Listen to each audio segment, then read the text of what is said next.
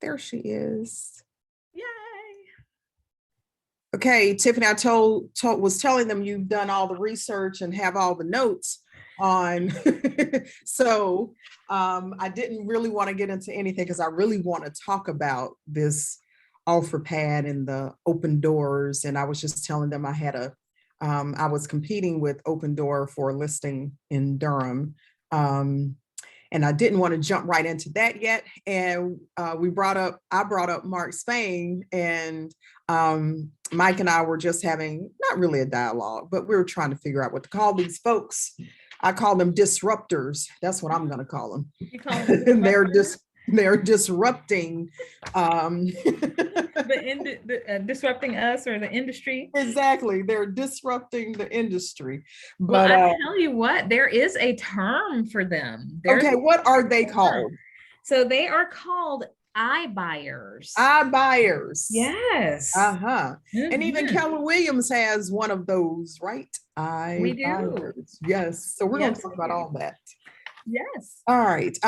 So hang on one second before we get into that. Anybody have any questions or concerns that came up between last week to this week? I want to make sure we jot those down so that we can address those. If not today, at the end of our discussion, maybe on the next call.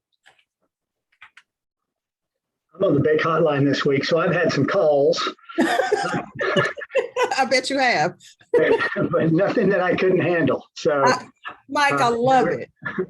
They were fairly easy questions. Thank goodness. I love it. Mike said, I got this. Wasn't anything I couldn't handle. Well, I don't know about that. Because I know last time I was on the big hotline, I said, you might want to call Teresa about that one. I love it. We pass the baton. That's right. We go, and that's what I love about this market center. We all know we have someone we can go to. And I even need to go, especially when it comes to commercial things, to Margaret or to Gary or someone different when it comes to commercial, somebody who specializes and does more in that. So I love that we're one big family, and that we know we have others we can depend on, because one person does not know it all.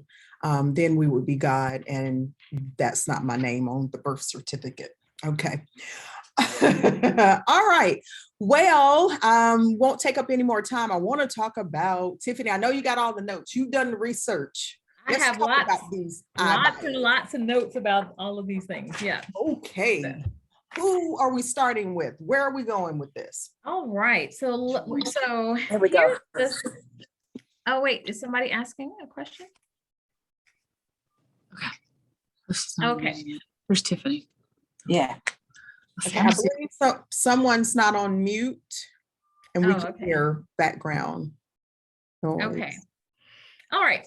So we're going to be talking about Open Door. We're going to talk about Offer Pad, Zillow Offers, and then briefly, we're going to talk about Keller Offers. Okay, so we've got these 4 platforms. These, again, the industry. Hang on, Tiffany. Yeah. Someone whoever is on iPhone, it says iPhone, you're not on mute. If you could mute and can you hear me? It's me, Teresa, and I'm trying to get Rachel on. Oh, okay. Okay. She came here by mistake. She's getting on right now. Sorry. Okay. Thank you. All right. Awesome. And so again, we're going to talk about Open Door, Offer Pad, which those two are similar. There are a few differences there.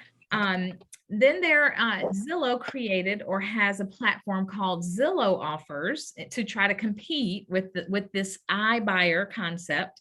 And then you all may have heard about our own competition. We have something called Keller Offers that you can get qualified to become a Keller Offers agent and make immediate offers to any of our clients for their properties in order to compete with an Open Door or an Offer Pad or one of these other iBuyers. Okay. And so there's several. There's even one called Knock. that is considered to be like a home trading type of a platform, if you will. And so wanted to have a conversation with you guys today about, all of these things and what are your experiences with any of them, Opendoor, OfferPad, Zillow, and what are your thoughts about how to compete with these iBuyers. All right. And so we're going to start first with Opendoor. All right. Because Opendoor has been around for a while. I heard someone mention Mark Spain. And if you did not know, Opendoor and Mark Spain are they work together. They're consolidated. So Mark Spain is related to, or they are the sister or combined company, if you will, with Opendoor. Okay, so that's one thing to note, that they are what you might say in bed together, or whatever you call, however y'all call that.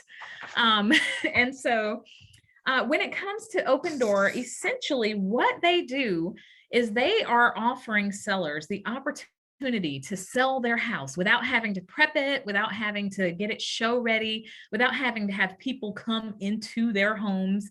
And in COVID times, of course, that for some sellers, that's a big deal to not have to have, 24 showings in a day, like what happened to me last week for my sellers, So thinking about the kind of market that we're in right now, Opendoor, it sounds really good. They offer some things to sellers that they don't have to do with a traditional listing process.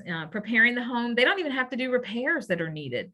Of course, they have to pay for them, as a part of their offer process, but they don't have to do that work. And so it takes a load off of the sellers that they often find that they are willing to pay or take a reduction in their proceeds to not have to deal with these things. Okay, so that's the general gist when it comes to Opendoor. They will offer within usually 48 to 72 hours. They will place an offer on a seller's home. Okay. And then that seller can decide if they want to move forward and accept that offer or not. So the seller has a choice there. And so when they receive that offer, what I have done with the seller previously is to have them get an offer from Opendoor and then compare it to what I am telling the seller that we can do on the market. And the way that I won the listing in that particular case was I told them, you really can't lose. Why don't you list with me? We don't have to do a long listing. Let's do 30 days. If I can't get it sold for you in 30 days, go with Opendoor. And we ended up getting it not only sold, but that she ended up netting $24,000 more than she would have with Opendoor. So, I showed the opportunity. She did have to do a little bit of cleaning up and prepping for it, for the market, but it wasn't much. Her home didn't need a lot. And so that particular seller, I ended up winning that listing. And of course, having the transaction by welcoming and comparing Opendoor's offer to what I could offer to that seller. And so that worked very well in that particular case. I also have an Opendoor buyer story that we'll share later. But before we go into any of the others, what experience or what do you all have as far as Opendoor listings? What experience or what thoughts do you have? Can you all see my screen? The only thing I experienced with Opendoor is I had a client that they were trying to sell the estate of their parents' home. And I was hoping to get the listing. I had gone over, done my CMA and looked at it and everything. And the family member that I was working with was going on vacation. They were getting back with me the next week. The next week when they came back, I reached out to them because I didn't hear back. And one of the other family members had dealt with Opendoor or had been offered to list their house through Opendoor and had already agreed to it before I came back. However, the sibling that I spoke with was a little disappointed with his brother because they came in at such a low price and then they had to do the repairs. So I could have probably sold it to them with what they paid in, I mean, I could have probably sold it for them and what they paid for repairs, what they were given to the house, and we could have sold it as is, and we still would have come out, they would have still come out better doing it with us. But, you know, they kind of jumped, one of the siblings kind of jumped to the gun, but that's really my only experience I've ever had with Open Door. And I didn't have it personally. Okay. Thank you for sharing that. Mhm. And Teresa, oh wait, I see somebody waving your hand. Let's see, who is this? Is that Rachel? Yes. Hi, Tiffany. How are you? Can you Hey, guys hear Rachel. me? Yeah, we Yes, can. ma'am. I've dealt with Open Door a few times in Wake County and Durham County, and I found that they charged 5% commission. Mhm. And then when I did what Tiffany did, I said, hey, I'll list your house for a short amount of time. And in one scenario, I said, go ahead and explore it and see what type of feedback you get. And I had someone that initially signed up with Open Door. Open Door charged them 5% commission. As you know, we always try to uphold our 6% and really impress upon them that the value is there. And they're going with Open Door because of ease, but I try to make it as easy as possible too, being very communicative and showing what type of value I offer. But once they got into the house after they went under contract, they asked for a huge concession. Mhm. And I've seen that a couple of times with Open Door and other iBuyer companies. They'll promise this and then they'll come in and say, hey, now that we're visually or we're physically in your house, we're going to ask for $7,000 off. And I've been able to share that experience with other potential listing clients. And then they think, yeah, I think I will go with you instead. And also sharing with them what type of due diligence they could possibly get versus what an Open Door or a Mark Spain will promise them, because that's really different from what an iBuyer will offer. Very good. Thank you so Yeah. much for sharing that, Rachel. Those are- Absolutely. Yeah, Mhm. that's a good point, Rachel. Factoring in the due diligence in there. Very good point. Good point. Mhm. I would like to say too, one thing I did forget, I did have a client one time, a buyer, she was a buyer, and we bought an Open Door property. The thing that really concerned us with them is they push things to the very last minute with the due diligence. And if my memory serves me right, I'd have to go back and look in their file, but I believe if we weren't able to close within that 30 days, I guess it was kind of like ribbon, then they were going to charge an extra fee to my client. So, and that was a little stressful. I didn't realize that. I guess I didn't read all the fine print as well as I should have when we first agreed to buy their listing. But that was a little bit stressful for the buyer. And I don't think I'd want to put them in a position like that again, unless they're extremely knowledgeable of it. Right. Yeah. And can I ask a question of either Rachel or Tammy? So in either instance where you've had that experience, did they require a due diligence or just earnest money? Well, from my experience, it was a seller that I was working with, and Open Door just made them a flat offer. They said, hey, for this house on Forester Lane in Apex, we'll give you $600,000 and we're not giving you any due diligence. And my client thought, no, I'm hearing about my neighbors getting $30,000 and $15,000 due diligence. I want a more vested offer versus Open Door, who may come in here in a month and say, I want $6,000 off for HVAC system. So that's what really swayed them. And Michael, I'd have to pull their file to see which one it was, I know we put some money up front, but I would have to pull their file to see.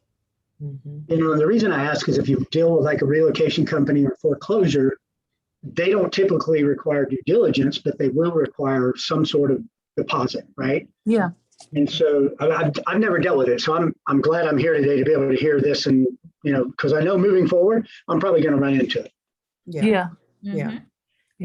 Because they're a lot more common today and so many more of them. It used to be onesie twosies. Now these iBuyers and the Mark Spains are everywhere, it appears.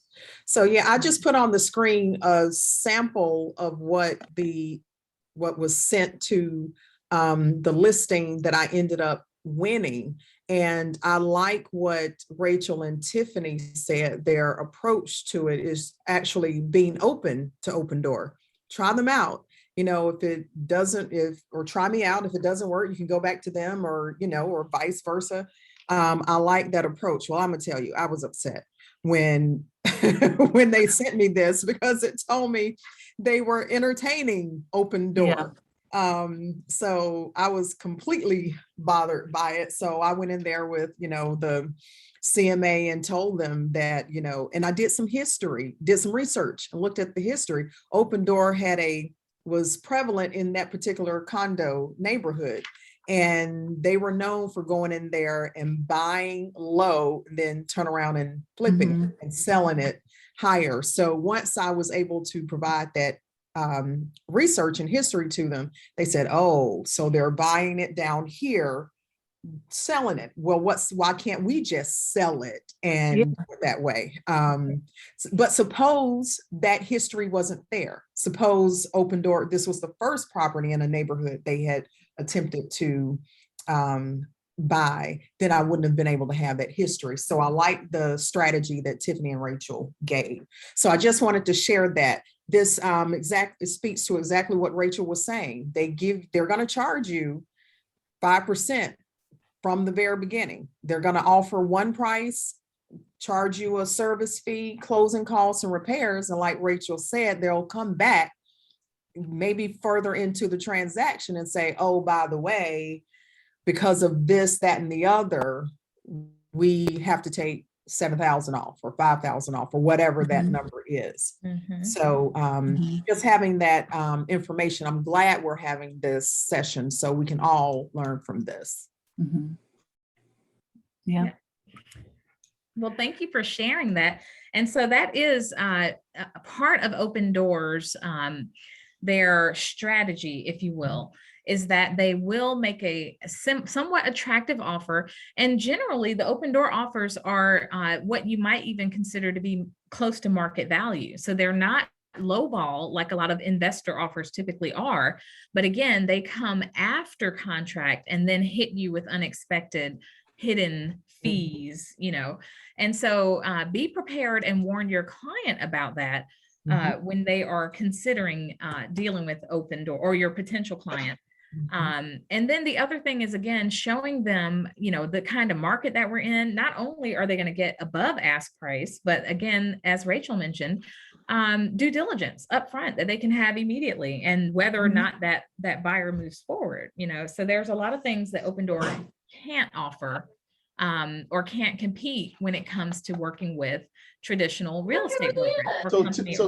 So Tiffany, quick question. On the repairs, when they would come back and say, hey, we need to do this for additional repairs, is that something that the seller, because it may be in the contract, that they're obligated to accept? Okay, that's a good question. Rachel, can you address that one? Were the sellers obligated to accept when they came back with that very high repair?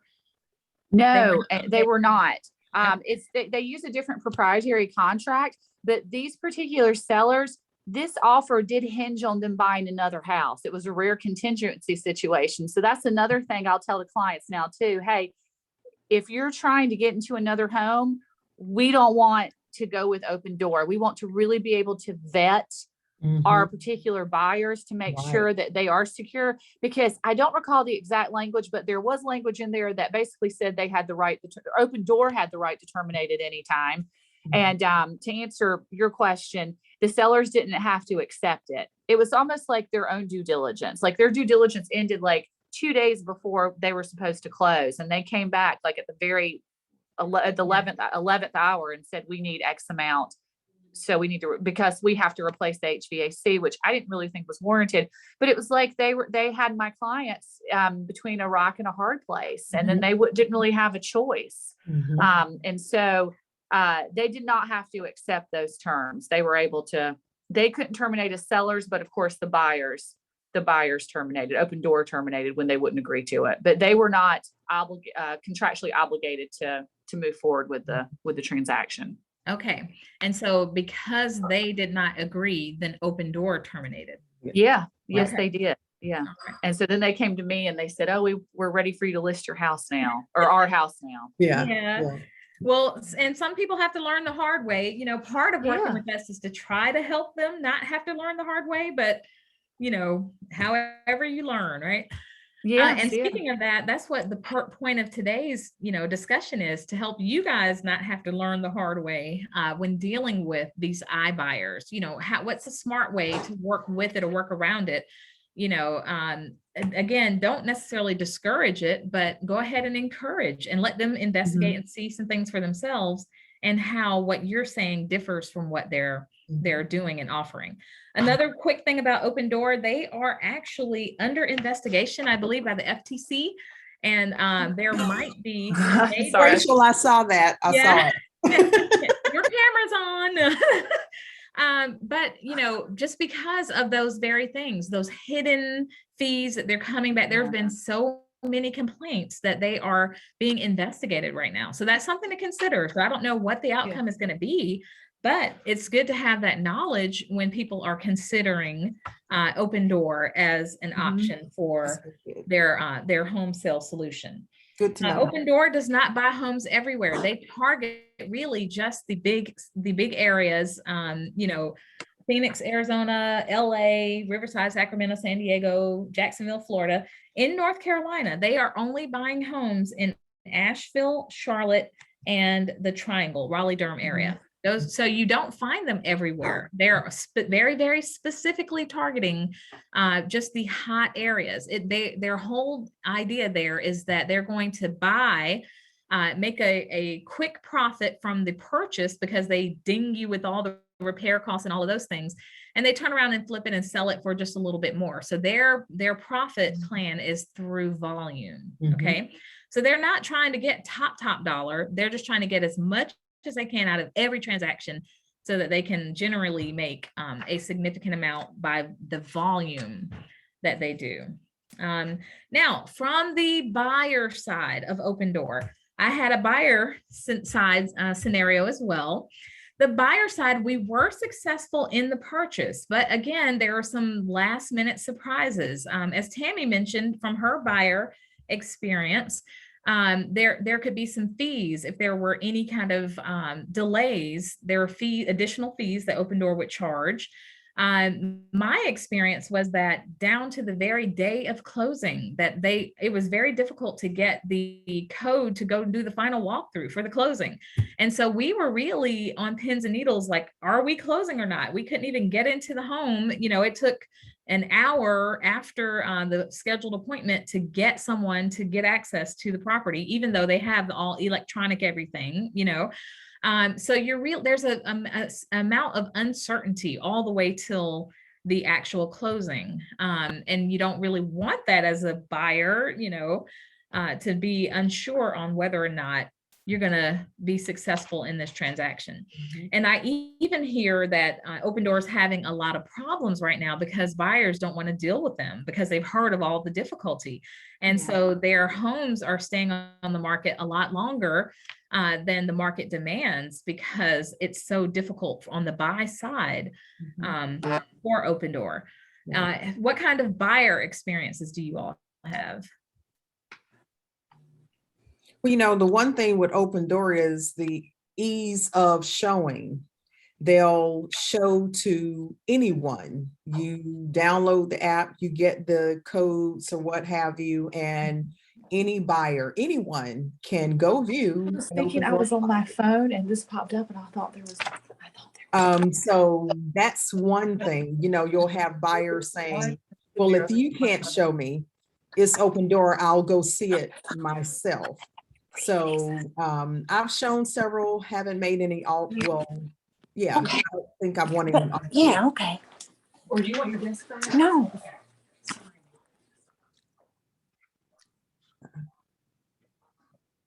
Okay, seems like we're having some technical difficulties there. Okay, so yeah, I just wanted to mention that anyone can walk into an Open Door property and view it, take a look. Yeah. Okay. Now, so again, they're in general, they're the idea or the concept is not a bad investment strategy or concept, but their execution, there are some problems with the execution when it comes to Open Door. One of the things that they do offer that will attract buyers, and I just wanted to bring it up as I did a lot of my research here, is that they offer a 90-day buyback guarantee for a 3% fee. And so if the buyer is unsatisfied with their purchase, they will buy it back from them within 90 days, and they will only charge a 3% fee. And so that's a thought, you know, for buyers, if they feel like there's a little bit of risk in buying an Open Door home, that they would do a buyback with just a deduction of the 3%. So that's, you know, I don't know anyone who actually has used that buyback option, but I know that when my clients were buying, that they felt like, you know, that was a level of comfort, because they weren't really sure what level of quality the repairs, because, you know, they come in and they make them really fast and put it right back on the market. So they weren't sure of the quality of the repairs. So that is I would say a reasonable assurance for a buyer that they're not stuck, you know. But again, in this market, they could probably resell it themselves better than that, you know. I will say that with our buyer, we did struggle with the repairs that they made. We actually had to have them come out twice for the HVAC unit, I believe is what it was. And I remember that was getting a little frustrating, trying to get them in there to do that before our deadline, because we knew we were going to have to pay extra if we didn't get to close in time. Yeah. Thank you for sharing that, Tammy. And so a question mark about their repairs and the quality of their repairs, that's a concern from the buyer side in an Open Door transaction. All right. I got a question. Yes, Mike. Are they members of National Association of Realtors? Are they a member of NAR? That is a good question, Mike. You know, that was not in my report that I was doing my research on. I didn't look that particular question up. Well, here, the listing agent certainly has to be, right, if they're listing in MLS. So definitely the listing agent. So which means somebody is a member of something of NAR. Somebody is. I remember something. Yeah. They have to be. So I don't know if it's the entire company or if Open Door is like the mama or the parent company, then they have other entities under it. I don't know, but they have to be listed in MLS. Okay. All right. And so that is the extent of the information I specifically have about Open Door. Some things that we wanted to share with you as far as how to compete from the Open Door standpoint, especially for listings. Now, on the buyer side, it's more of just a beware and don't be caught off guard when you have buyers that are considering purchasing an Open Door property. All right. Any other questions about Open Door before we move on to Zillow offers? No? Okay. All right. So because Open Door was successful and they were making a lot of money, you know, that attracts competition. There's other people like, well, why can't we do this? And certainly, you know, even we thought that same thing. Keller Williams has Keller Offers now, right? And so Zillow let it happen for several years so they could learn and put together their version, if you will, of the iBuyer process. Okay. And so Zillow and OfferPad are some of the competitors that are out there for Open Door. One of the biggest differences between Zillow and Open Door is that they don't extend an offer as quickly as Open Door. So they take a little bit more time in their upfront due diligence. And then when it comes to their fees and their charges, they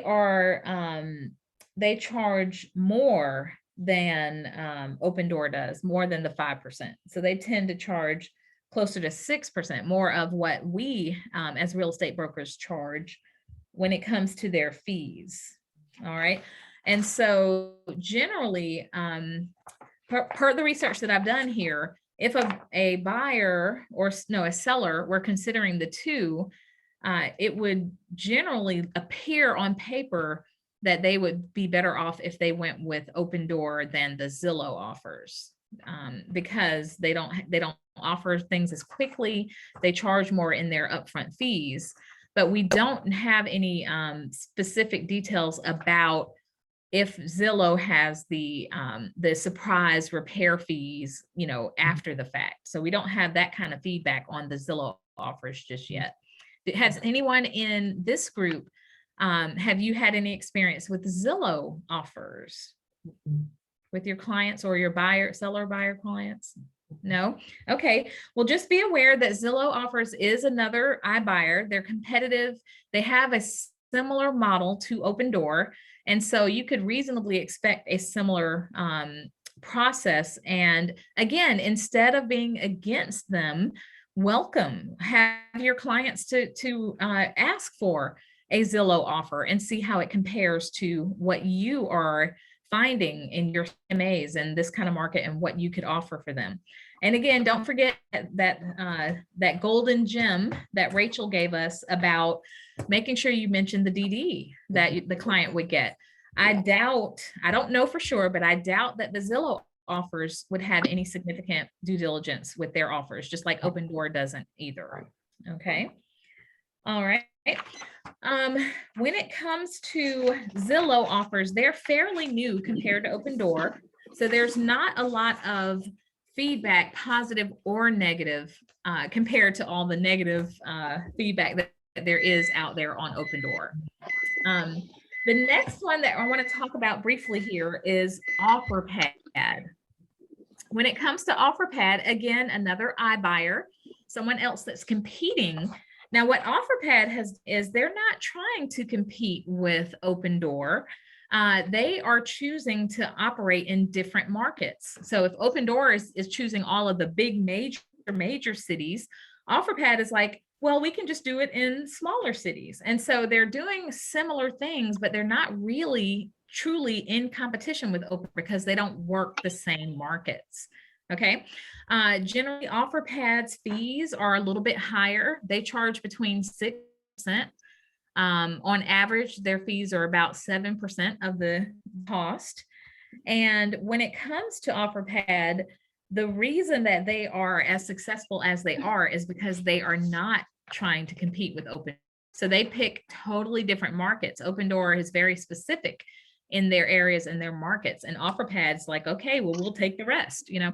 So it's very you would be hard pressed to find Open Door and OfferPad offers in the same area, because generally OfferPad is looking for areas that Open Door is not servicing.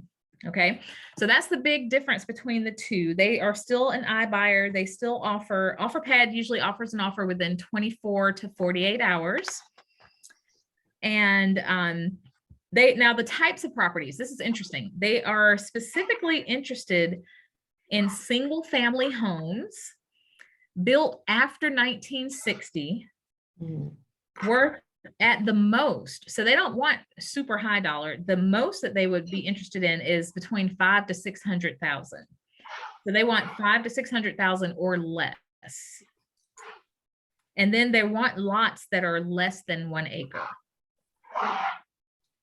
Okay, so OfferPad does have specific criteria about the kind of properties that they are looking for.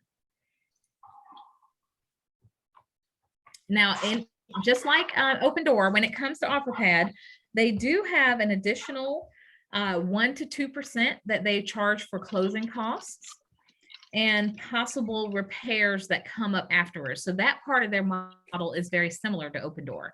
So you could have a surprise repair fee that they ask for after the fact or after the initial offer.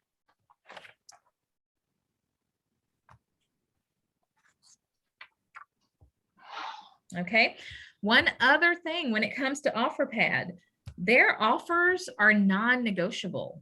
So when they place their offer, you can't try to negotiate or come back with a request or a higher offer. It's just a flat offer amount and take it or leave it. That's how OfferPad works. So they will not do any negotiating once they have made an offer. Okay. That's good to know. Mm-hmm. Yep. So Tiffany, in your research, did you see a list of areas that OfferPad is working? I know you mentioned smaller markets. I'm curious, since Open Door listed out the areas That they were in. working. Yeah. Okay, that is a good question. I was just trying to see if my list, I think that generally, so what they had was they had a map where OfferPad buys homes. Okay. Okay, and so their map, What should we be on the lookout for? Are we there? Is North Carolina there? North Carolina is there. Okay. OfferPad has 1, 2, 3, 4, 5, 6, 7. OfferPad is making offers in 8 states.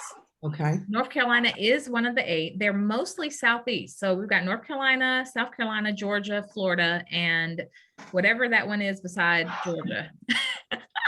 I'm not a geography major here. What is it? Alabama? Who's beside Georgia? Is it Alabama? Austin. Okay. So OfferPad works those 5 southeastern states, and then they have Texas, and then they have the 2 states that are beside California. I don't know, Nevada and somebody. Is it, I don't know, is it Washington? Hey, Erica. New Mexico. Give me just New a Mexico. second. Let me turn this. Okay, so volume Nevada down. and New Mexico. Okay. All right. And so those are. Hey, how are you? I'm doing well, thank you. Mary. So did you hear my message? Mary, can you read? Okay. Actually, I think it's Carrie. Oh, Mary and Carrie. Okay. Well, I know you're in Greensboro, are you not? Yeah, Carrie. Oh, So is it I'm happy to meet you somewhere. Carrie? Carrie. If it would be easier to maybe, I can meet you at your house. I can meet you halfway between. I mean, I know you're probably Hey, working. Mike, is are you that texting correct? her or something? Yeah. So would it be easier for me to just bring it to your work? I mean, I'll do whatever. Aren't y'all glad that she has such good customer service there? That's Okay. right. Do Sure. whatever. That's Go, right. Carrie. Your address down. Well, I'm glad we'll know where she is, so we'll make sure she's safe. Okay, where do I need to go? Oh, yeah. All right. Well, thank you guys for your patience. I'm sure she's probably not hearing us if she's in the middle of that conversation. But okay, so I did have a list here. They are in Arizona, And they're in Florida, do I just go in and ask for you? Or Georgia. how does? North Carolina, and Texas.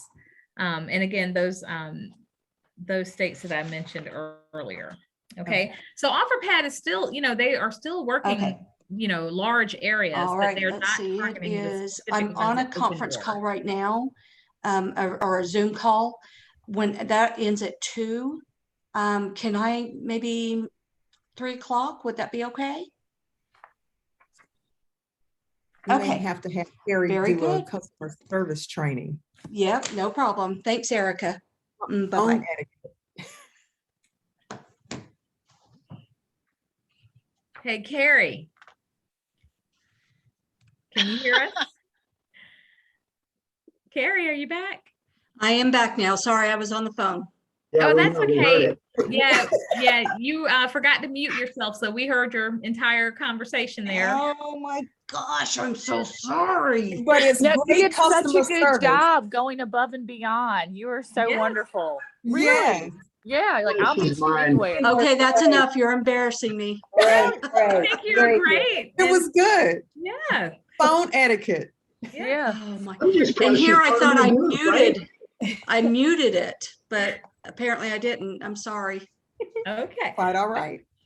Well, we just wanted to commend you, since we had to listen in on it. We wanted to commend you for your good customer service there. Teresa said she might get you to do a training for us. Yeah. you might Okay. need phone etiquette training. Okay. All right. So now that we're back though, when it comes to OfferPad, just wanted a couple things to be aware of. Again, their offers are non-negotiable. be on the lookout that they could do those high unexpected repair charges after the fact. So just be on the lookout for that with OfferPad. All right. And then there is Keller Offers. All right. Now, when it comes to Keller Offers, just like everything else that he does, you know, Gary Keller was very intentional, and he uses a lot of data and technology in preparing something that makes sense and something that we can compete with, because there are some sellers that really don't want to go through the list process. They don't want to have to clean up their house and get rid of 20 years worth of accumulation. They don't want to have to deal with that. And so to be able to still compete with the convenience factor of it, Gary came up with Keller Offers, and it works very similar. It's just another way for these sellers, if they really don't want to go through the list process and the cleaning up and the preparing and all that, or having people come into their homes, then we would be able to just give them an immediate offer as well. And we could compete that way with these other iBuyers. Okay. So I wanted you to know that Keller Williams does have a competitive option for our own sellers, for our own listings through Keller Offers. Okay. Now, we were hoping that we could get a Keller Offers licensed agent in this meeting with us today, but we were not able to. However, it is possible for those who are interested to go to the Keller Offers training and become Keller Offers certified. Okay, so you have to have a certification in order to make a Keller offer. And that training and certification is available online. It is app.kelleroffers.com. app.kelleroffers.com.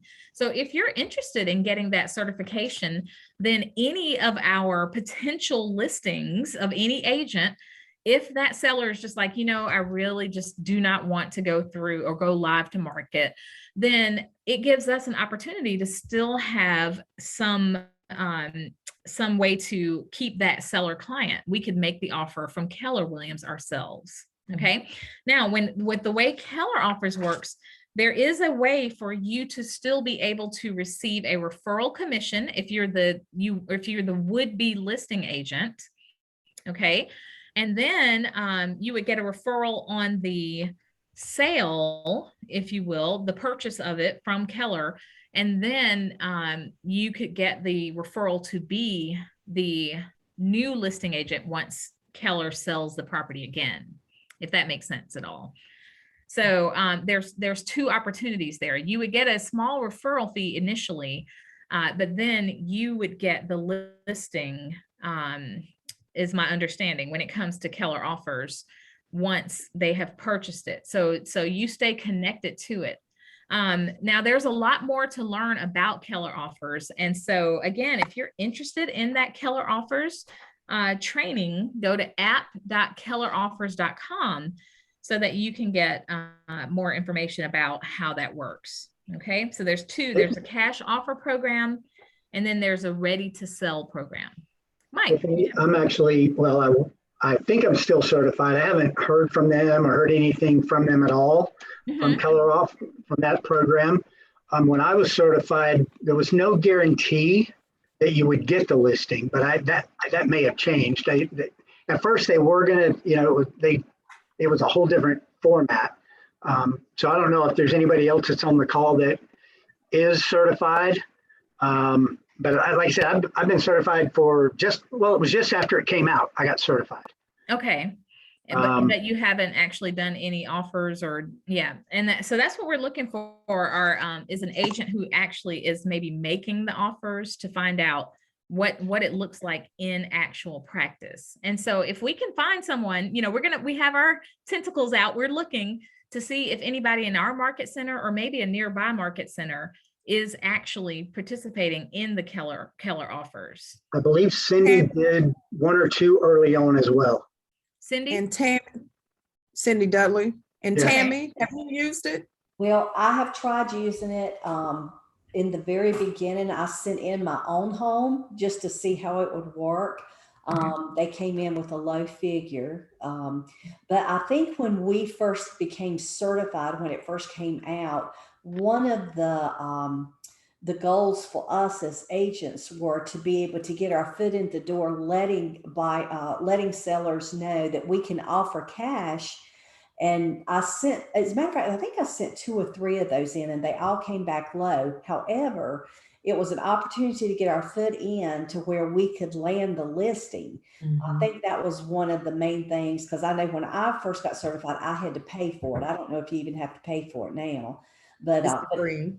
yeah, but everyone that actually I had sent in, and I think counting myself, I believe there was 3 of us, all the offers came back so low. And right now, with the market being as great as it is and as strong as it is, with people getting over and beyond on their homes, it's just not something that I've even tried to do for the last year and a half because of that. Right.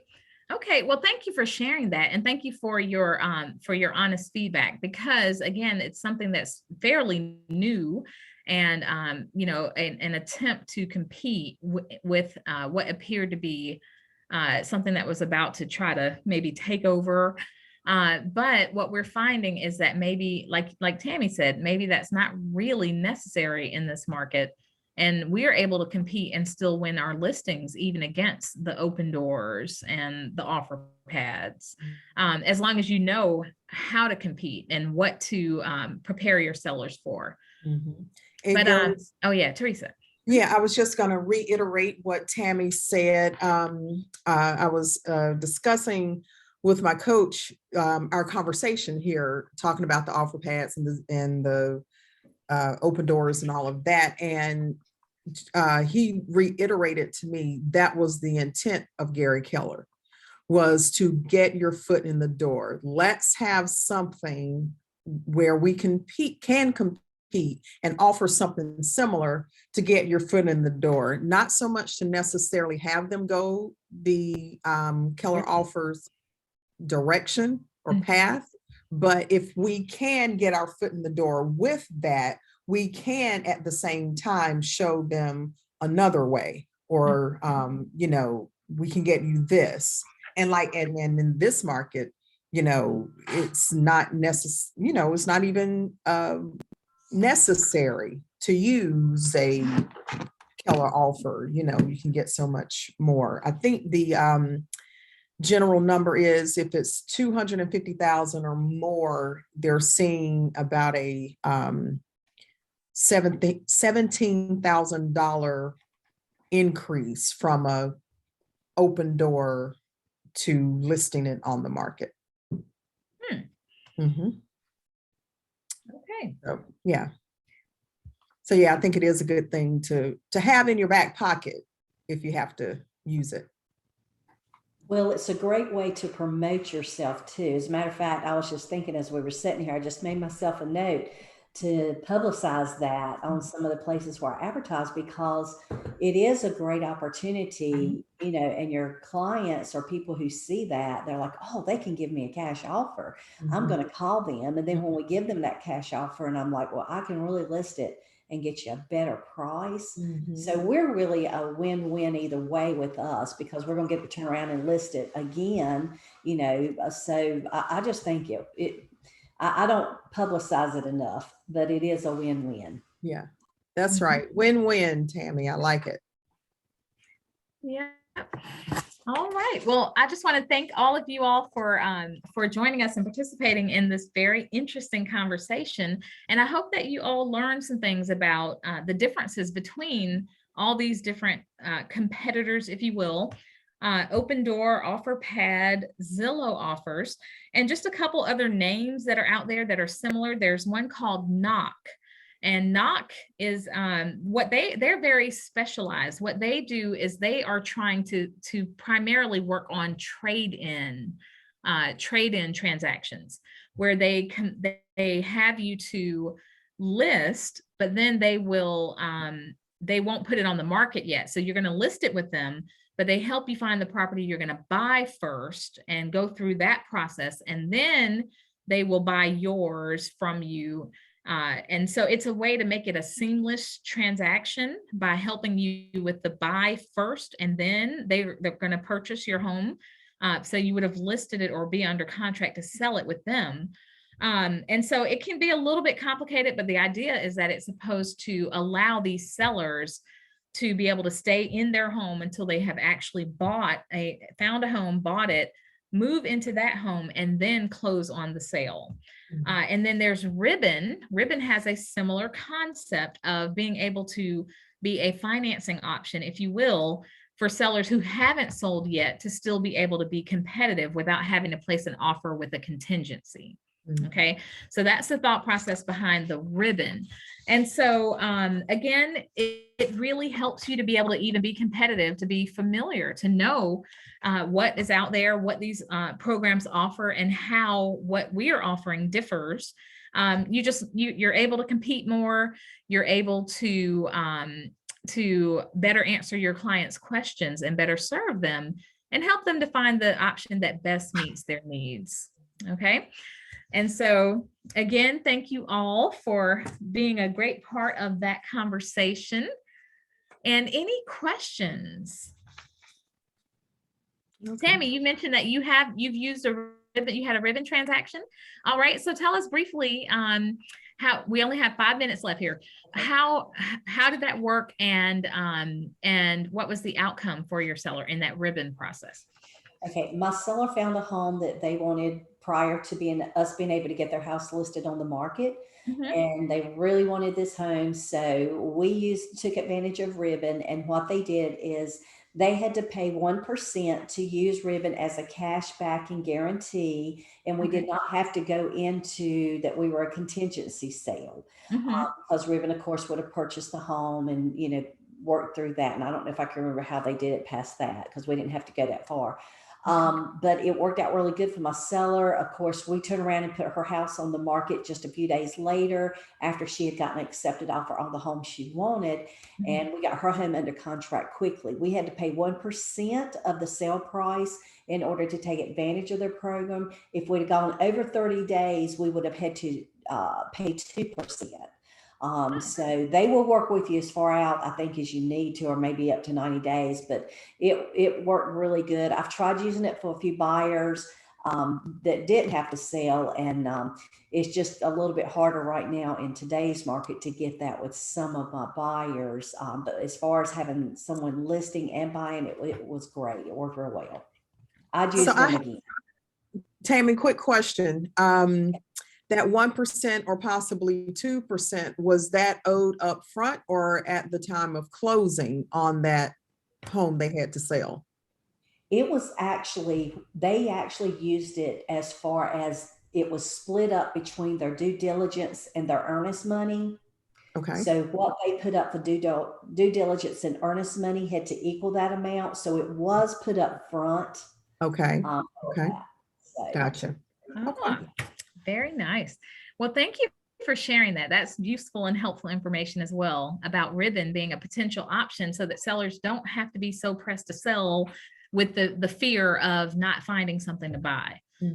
And so that could be a really great solution to get sellers off the fence in the market and then secure in their home before they sell theirs, All right. Well, thank you all again for coming. We have some other great topics in store for next week. So we hope that you'll join us again. Any other questions? Thank you, Tiffany. Thank you, Tiffany, for doing all the research and bringing it back to us so we can learn and be knowledgeable as we go out here and do business and take back our industry. Well, I have to give a thanks to Mary, who was a huge help in the research process too. So thank you, Mary, for just being awesome. And thank you all for attending. And we will see you next week. We are so glad you asked. Yes, we are. Tiffany and Teresa, can I ask one question after everybody hangs up? Sure. Yes. Yeah, one question. Okay. Thank you all again. Thank you. Thanks.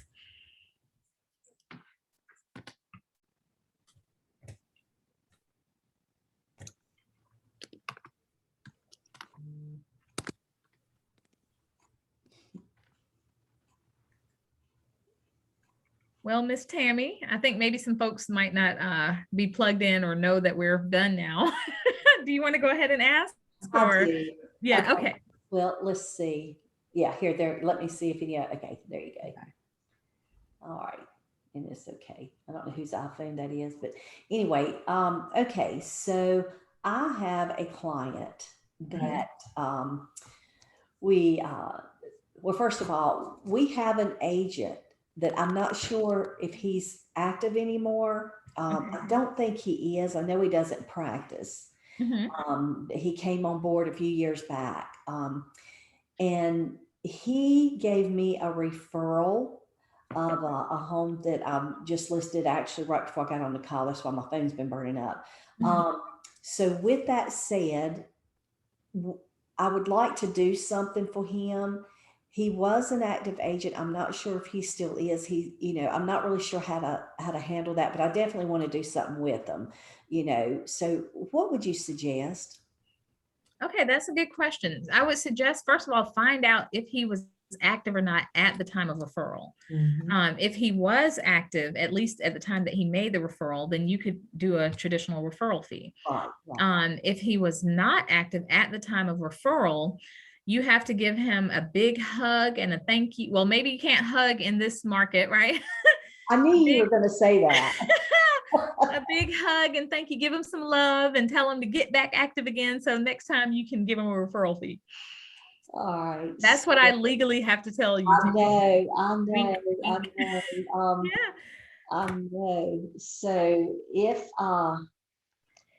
he's not active, is there a way that I can send him a referral through the commissions?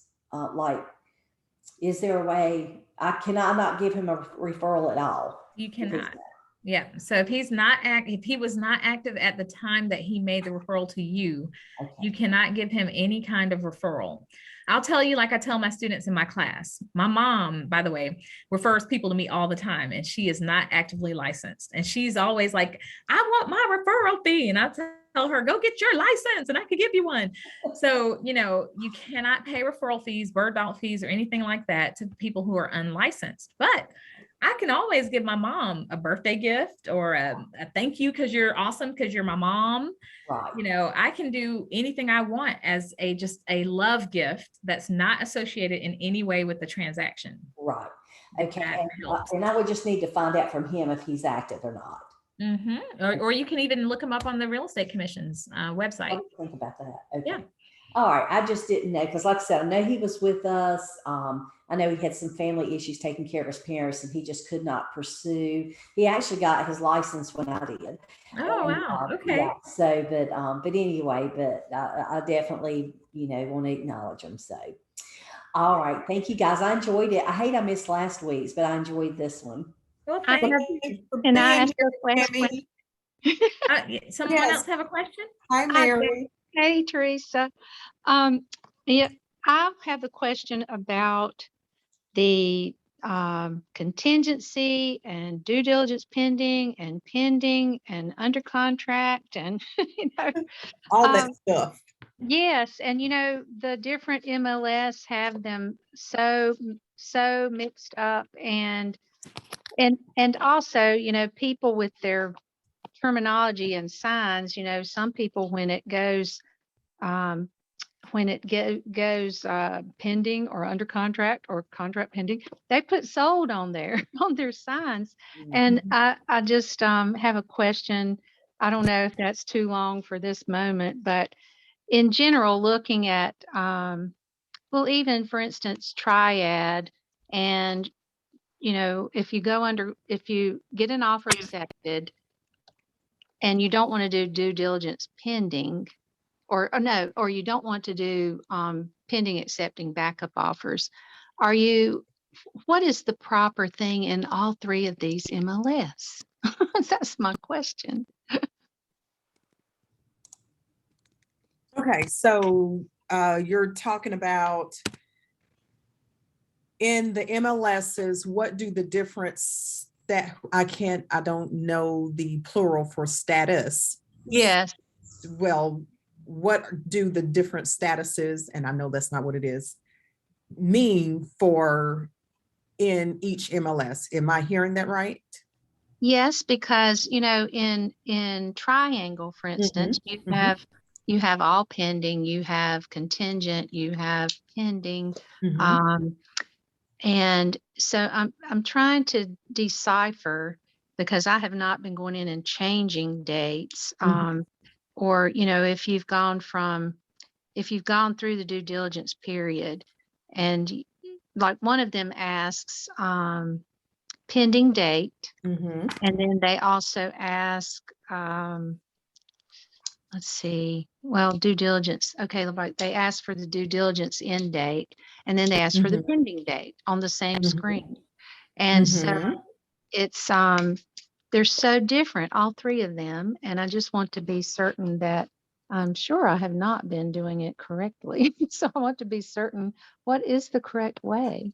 Okay, so it's going to depend on exactly what is going on with the listing. So Right. say if you have a listing that's going under contract and say we know today there's no longer a contingent sale addendum. Per the offer to purchase and contract, a contract is not contingent upon whether or not a buyer sells their property. Right. So it's not a condition. So therefore, that would not be a contingency if the buyer does have a property to sell. So it could go straight pending for triangle MLS. Because if you use the pending status, it will still allow you to put in there the due diligence date and when the due diligence ends. That's Okay. still in there. A contingency means exactly that. Did the buyer have an attorney drafted contingency? Is there some other condition to this contract that would warrant it being in contingent status? Does that make sense, Mary? Yes, except that, when you look online, Mm-hmm. most everything out of triangle says contingent. Mm-hmm. And I don't think it's because there are contingencies per se, that it looks like they're just marked contingent. Mm-hmm. And I'm not sure are they marking it Because they contingent, don't know. yeah, or until the due diligence period is over, or I just don't understand how. Yeah, how and I'll tell you that when Triangle, and that's the one I'm most familiar with, when Triangle first came out with with contingent and then pending, it was for that very reason. Because at that time we did have a contingent sale addendum until it went Right. away in 2019. So those buyers who had to sell a property, that listing agent would go in there and say, and use the contingent status as opposed to straight pending. Okay. So for instance, when would I go straight pending? If it's a cash offer and there's nothing that could get in the way. Maybe they are still having a due diligence period, but I know other than the buyer saying, no, I'm not going to buy it, there's really nothing else that can affect that, that would affect that particular contract. Does Even that, even if there is some due diligence, due diligence period. right, because you're still able to still put a due diligence period in there, even in pending, if you go Okay. straight pending. Uh-huh. And that's triangle. Okay. Now you're right. They do have different meanings in different MLSs. And I'll tell you, the best thing or the one thing I've had to do when, because being a member of so many of all three, I've just had to go to their glossary and pull up their handbook and look at the different status. I'd have to go to their listing handbook and say, okay, what does this one mean? What does this, that one mean? So maybe it's just going to each MLS and looking in their handbook and getting clarity on this one means this in this MLS. Okay, pending means what contingent means in this one. So I think that would probably be the best solution, is to go to each one and see the differences there. But I know Triangle specifically has the two, and in both, you can still put in a due diligence date. Right. Okay. Yeah, they're so different. It's so confusing. So, Yeah. Yes, it is. right. It is. Okay. Well, I'll see if I can decipher that a little better. And that was my only hanging out question, but thank you both for doing this. Absolutely. Absolutely. All righty, ma'am. Well, thank you for being here and participating. And we look forward to getting together next week. All right. Bye-bye. Okay. Okay. Bye.